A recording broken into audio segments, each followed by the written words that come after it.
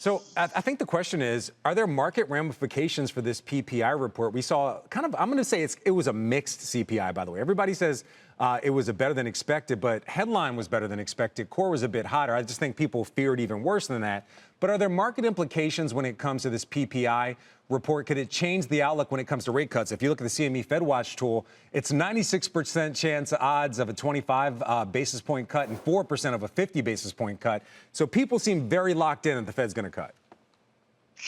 They are locked in, but if you look at the trend of those expectations, we started the year thinking they were going to cut 3 times. So, I think that we have had to readjust our expectations for Fed cuts for the year, bringing them down to two,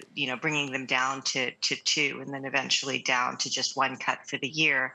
And I think that tells you that these numbers that you're seeing in CPI, PPI, and likely core PCE will reflect the same slightly hotter number than is expected. I think all of that reinforces the fact that we are seeing some inflation pressure, and the Fed can't necessarily sort of cut haphazardly with that.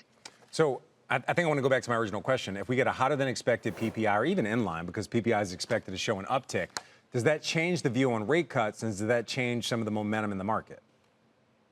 I think it has to. I think that the Fed has been very clear that they were going to be data driven. And so if you get data that doesn't support a cut right now, then you could see that cut continue to get pushed out. And the one question is what happens with consumption and the weakness in the economy, which has been sort of boiling under the current, but we haven't necessarily seen evidence of that yet. I think that could change the picture.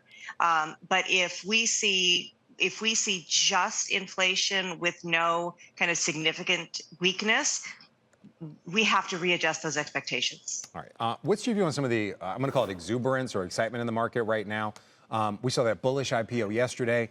That really surged. We see cryptocurrency hitting a new Bitcoin in particular hitting a new record high. Also, Ether making some big upside moves.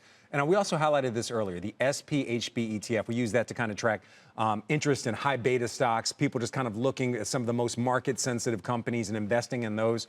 What does that say to you, the fact that we're seeing all those upside moves in those, what I would say are riskier areas? Yeah, this is such a frothy market. I agree that all the evidence of froth is clearly there. I think that the market's broadening out is maybe a good sign because it's been such a tiny segment of the market has been driving most of the returns all year, which makes actually the market somewhat fragile.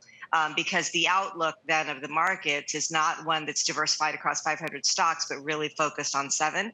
And so I see a lot of downside for the markets, but the momentum is continuing. And the problem with momentum and sentiment is it can turn and shift at any point. And right now we haven't seen the catalyst, but this is a market that is just walking along a knife edge. So with that in mind, we know the president's going to meet with the Russian president, Vladimir Putin, in Alaska later this week. So are there actual market implications there? Like when you look at the Russian economy, it doesn't really impact the U.S. economy. Companies have already pulled out of there, so that Band-Aid's been pulled off. But is there a chance this could impact sentiment maybe to the downside? In theory, it shouldn't. There's really no kind of reason from a fundamental perspective that this should matter. Russia does not matter dramatically to the global economy. But I think a lot of what we have right now is a question of confidence, confidence in data, confidence in everything. I don't think that there's anything that could come out of this Russia meeting that should matter. But I think that the markets are questioning whether or not we are going to continue to have the data and the policy perspective and commitment to solid and functioning markets and data that we can use to accurately forecast what is happening in the economy and what could happen to earnings. I think that's the big question right now that's in the markets, and that's something that could really undermine confidence and take out that sentiment, which is the last thing that's been holding up the markets so far.